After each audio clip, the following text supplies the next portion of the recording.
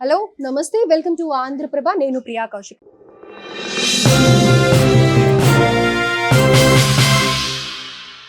ప్రస్తుతం మనతో పాటు డాక్టర్ రాఘవ సతీష్ శర్మ గారు ఉన్నారు. వారితో మాట్లాడే ముందు శాలం రాజు 2 రోజుల క్రితం ఏదైతే వ్యాఖ్యలు చేశారో అవి తీవ్ర దుమారాన్నే రేపుతున్నాయి అనుకోవచ్చు.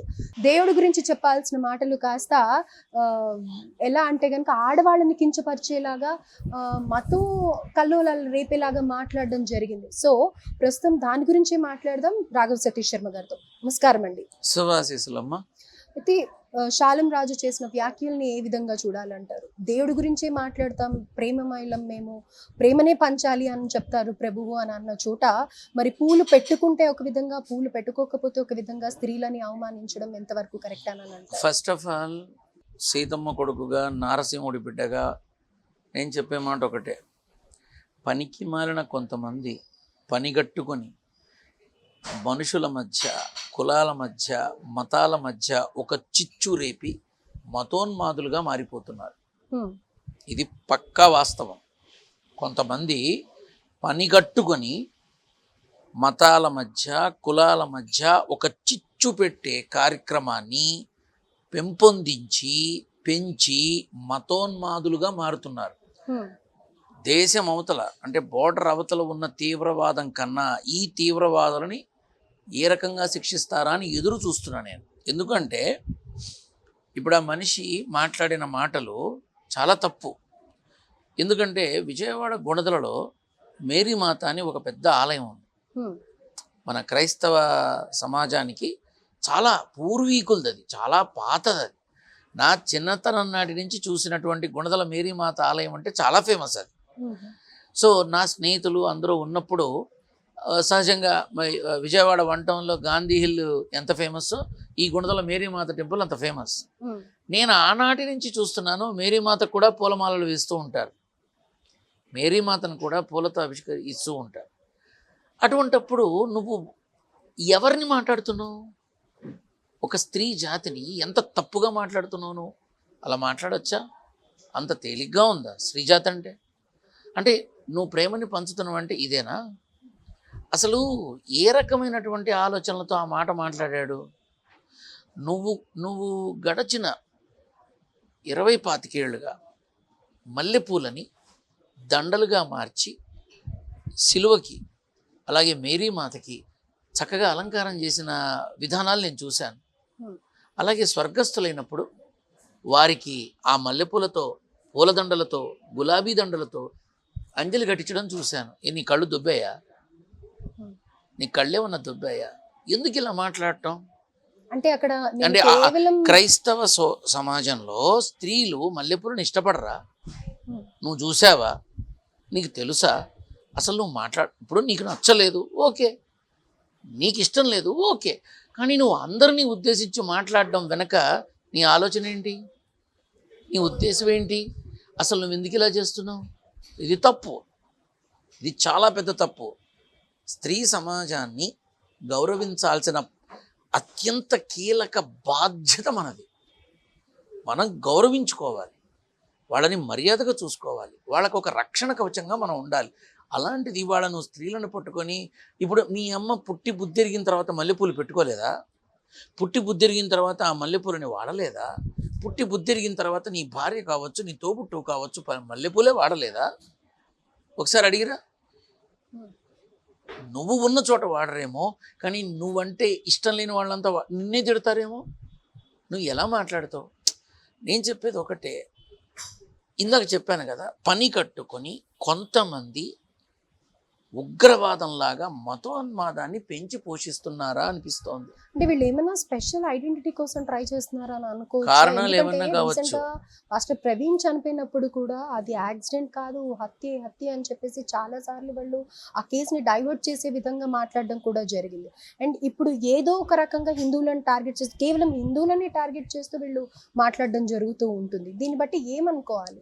ఇది ఒక రకమైనటువంటి గుర్తింపు కోసం, ఒక రకమైనటువంటి పబ్లిసిటీ కోసం, ఒక రకమైనటువంటి స్వార్థం, ఒక లాభం కోసం వీళ్ళు ఈ చండాలానికి దిగబడ్డారా అనిపిస్తోంది. అమ్మ, హిందువుల మీద విపరీతమైన మాటలు, నీచమైన విధానంలో ఆ, ఆ, దాన్ని ఏమంటారు, ఇష్టం వచ్చినట్టుగా మాట్లాడటాలు. అలాగే క్రైస్తవుల మీద కొంతమంది, అసలు వీళ్ళ ఉద్దేశం ఏంటి, వాళ్ళ ఉద్దేశం ఏంటి, ఎందుకు ఇలా చేస్తున్నారు, ఎందుకు ఈ అక్కర్లేని ఉన్మాదాన్ని రెచ్చగొడుతున్నారు వీళ్ళు, వీళ్ళ ఎజెండా ఏంటి, ఫస్ట్ అది కనుక్కోవాలి. ఎందుకు మన ఆంధ్ర ఆ, ప్రభుత్వం, ఆంధ్రప్రదేశ్ ప్రభుత్వం అయినా తెలంగాణ ప్రభుత్వం అయినా ఇలా మతాల మధ్య చిచ్చు పెట్టే వాళ్ళ మీద ఎందుకు ఉక్కుపాదం మోపట్లేదు, ఎందుకు వాళ్ళు కఠినంగా నిలువరించట్లేదు? ఇది నా అభిప్రాయం, నేను మీతో పంచుకుంటున్నాను. ఖచ్చితంగా చెప్తున్నాను, ఈ పాలెం రాజు అనబడే వ్యక్తి ఏ విధానంలో తను మాట్లాడాడు? ఇప్పుడు శాలం రాజు పూలు పెట్టుకున్న ఆడవాళ్ళు అని చెప్పేసి ఈ విధంగా మాట్లాడడం జరిగింది. అజయ్ బాబు ఇంతకు ముందు మగవాళ్ళు హిందువుల్లో బొట్లు పెట్టుకుంటారు, వాళ్ళకి మొగుళ్ళు ఎవరు అని చెప్పి బొట్టు పెట్టుకున్న వాళ్ళని, అంటే మగవాళ్ళని ఆడవాళ్ళుగా ఉద్దేశిస్తూ మాట్లాడటం జరిగింది ఆయన.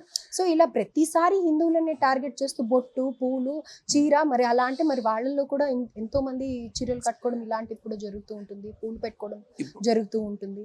నేను అదే చెప్తున్నానమ్మా, ఒక అజయ్ బాబు కానీ తర్వాత ఈ పాలెం రాజు కానీ వాళ్ళు పాస్టర్లు కదా. పాస్టర్ అంటే యేసు ప్రభువుకి ప్రతీక. వాళ్ళు యేసు ప్రభు యొక్క సందేశాన్ని 10 మందికి పంచాలి, మంచిని పెంచాలి, 10 మంది మధ్య ఒక సహజీవనాన్ని క్రియేట్ చేయాలి.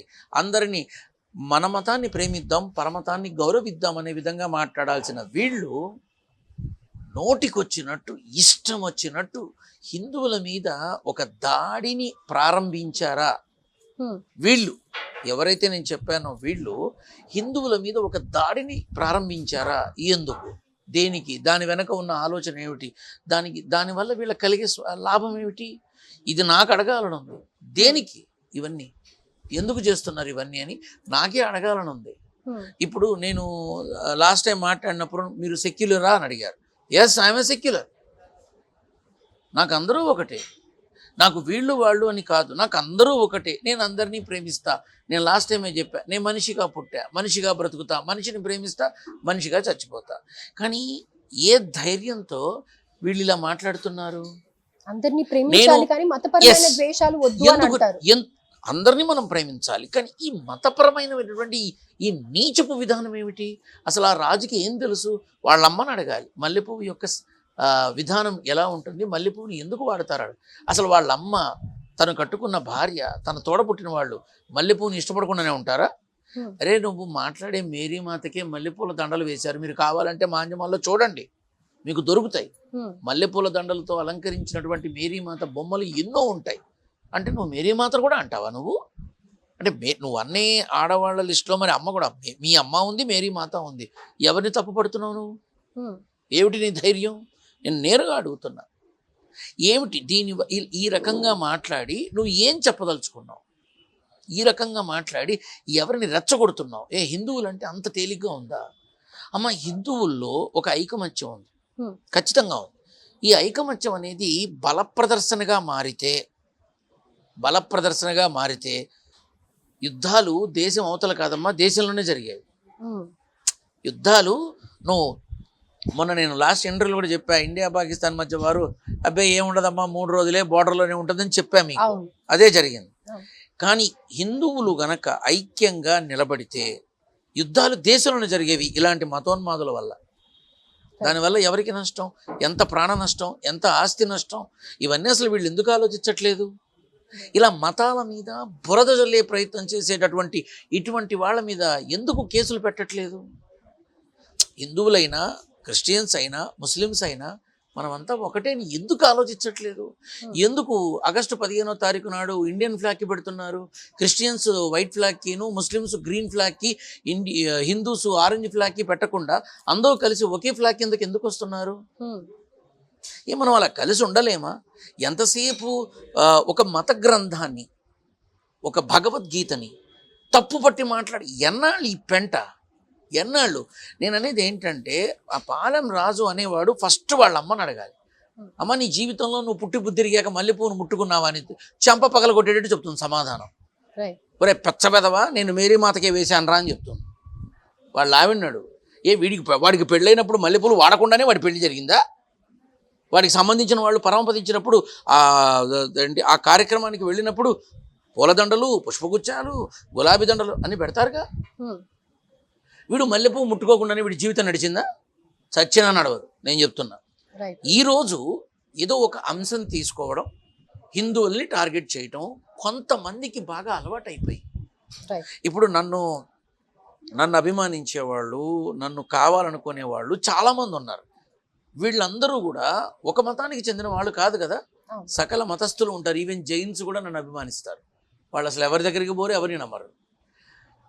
వీళ్ళందరూ కూడా నన్ను ఎందుకు అభిమానిస్తారు? నేను మనిషిని మనిషిగానే చూస్తా, అంతవరకే. బట్ నేను ఒకటి చెప్తున్నా, ఆ పాలెం రాజు అయినా అజయ్ బాబు అయినా మత విద్వేషాలు రెచ్చగొట్టకండి. రైట్. మీరు యేసు ప్రభువుకి పాస్టర్లుగా ఉన్నారు. యేసు ప్రభువు యొక్క బోధనలు, యేసు ప్రభువు యొక్క వ్యాఖ్యలు, యేసు ప్రభువు యొక్క ప్రేమ, ఇవి పంచే క్రమంలో 10 మందిని హక్కును చేర్చుకునే ప్రయత్నం చేయండి. బలవంతంగా కాదు, బలవంతంగా కాదు. మొన్న ఈ మధ్య చూసా, కొంతమంది కావాలని మత మార్పిడికి పూనుకుని మరీ చేస్తున్నారు. అవును. ఏం అవసరం? ఇప్పుడు వాడికి నచ్చింది, వాడు వస్తాడు. నువ్వెందుకు బతిమాలటం? నీకేం అవసరం? నచ్చిన వాళ్ళు వెళ్ళటం లేదా? దేవుడు వాక్కు చెప్పడానికి వెళ్తున్నాము అని అంటారు. దేవుడు, నేను అదే అంటున్నా, దేవుడు వాక్కు చెప్పడానికి వెళ్తున్నావు. దేవుడు వాక్కు చెప్పి వచ్చేసేయి. ఇష్టమైతే వస్తాడు కదా. నువ్వెందుకు ఊరూరు తిరిగే బిచ్చగాళ్ళలాగా, రోడ్డు రంపుడే బిచ్చగాళ్ళలాగా? అంటే ఏ మతాన్ని నువ్వు ఎంత కించపరుస్తున్నావు? హ్మ్. ఇప్పుడు ఇష్టమైన వాళ్ళు నేరుగా చర్చికి పోయి నేను మీ మతంలోకి వస్తున్నాను అడుగుతారు కదమ్మా. అవును. నేను ఒకటే అడుగుతున్నా, నీ పద్ధతి నచ్చింది, యేసుప్రభువు నచ్చాడు, వాళ్ళు వస్తారుగా చర్చికి. ఏమండి మేము ఈ మతాన్ని అడుగుతారుగా. మీరెందుకు ముష్టి వాళ్ళలాగా మీరు ఎందుకు వెళ్తున్నారు బయటికి? ఎందుకు మీరు వెళ్ళి ఆ మతాన్ని, ఆ గ్రంథాన్ని, ఆ యేసుప్రభుని ఎందుకు పతనానికి తీసుకొస్తున్నారు? మీకేం అవసరం? అంటే మత మార్పిళ్ళు చేసి మీరు ఏం సాధిస్తున్నారు? పోని చెప్పండి, ఇలా మార్చడం వల్ల మాకు ఈ డబ్బులు వస్తున్నాయి, మాకు ఈ లాభం ఉంది, చెప్పండి. పోని 10 మందికి తెలుస్తుంది. అంతేగాని హిందువులని టార్గెట్ చేస్తూ, హిందువులని ఇబ్బంది పెడుతూ మీరు చేసే విధానం తప్పు. రైట్. ఎందుకంటే యేసుప్రభు బైబిల్లో ఎక్కడ మీరు వెళ్ళి ఇతర మతస్థుల్ని మన మతంలో కలపండి చెప్పలా యేసుప్రభు. యెహోవా చెప్పలా కదా, ఎవరు చెప్పలా. మరి వీళ్ళు ఎందుకు చేస్తున్నారు అంటే to get some kind of a benefit. వాళ్ళకి ఏదో స్వార్థమో లాభమో ఏదో ఉంది కాబట్టి చేస్తున్నారు అని అనుకోవాలి. ఎగ్జాక్ట్లీ. అది వాళ్ళు తెలుసుకోవాలి. కానీ నిజంగా చెప్తున్నా, మత మార్పిడి చేసే వాళ్ళకి ఒకటే చెప్తున్నా, మీ దేవుని వాక్కుని, యేసు ప్రభువుని కావాలి అని అనుకుంటే నేరుగా రారా? మీరు అడుక్కోవాలా? రండయ్యా రండయ్యా అని అడుక్కోవాలా? అడగదు. అడిగి ఒక మతాన్ని కించపరచకండి. రైట్. ఇది నా బాధ. సో మొత్తానికి రాఘవ సతీష్ శర్మ గారు అయితే ఇప్పుడు శాలం రాజుయే కానీ, అజయ్ బాబుయే కానీ, ఇంకా వేరే ఎవరైనా సరే వాళ్ళ స్వలాభం గురించి ఏమన్నా మత కల్లోల, మత ద్వేషాలు పూరితంగా ఇలాంటి విష బీజాలని నాటుతూ ప్రజల్లో మంచి పేరు తెచ్చుకొని వాళ్ళ స్వలాభం కోసం చేస్తున్నారా అనే ప్రశ్న ఉంది అని అనేసి అని అంటున్నారు. సో ఇది చూసే ప్రేక్షకులు కూడా ఒక్కసారి వీళ్ళు దేవుడి గురించి చెప్పాల్సిన చోట ఇతరుల గురించి మాట్లాడడం, అలాగే తల్లిగా భావించే ప్రతి ఒక్క స్త్రీలోనూ కూడా తల్లిని చూస్తూ ఉంటారు. అలాంటిది ఈ శాలం రాజు మాట్లాడడం వాళ్ళ మతంలోనే కాదు, ఏ మతంలో అయినా సరే ఆడవాళ్ళు ఇది చీదరించుకునే విషయం. కాబట్టి ప్రతి ఒక్కళ్ళు కూడా ఏం మాట్లాడుతున్నాము అనేది తమ స్వలాభం కంటే కూడా అసలు ఇంకొకరిని ఎంతవరకు మనం ఇబ్బంది పెడుతున్నాము అనేది ఆలోచించుకొని మాట్లాడడం చాలా మంచిది అని చెప్పేసి రాఘవ సతీష్ శర్మ గారు చెప్తూ ఉన్నారు. థ్యాంక్ యూ అండి. Thank you so much. Right అమ్మా, శుభాశీస్.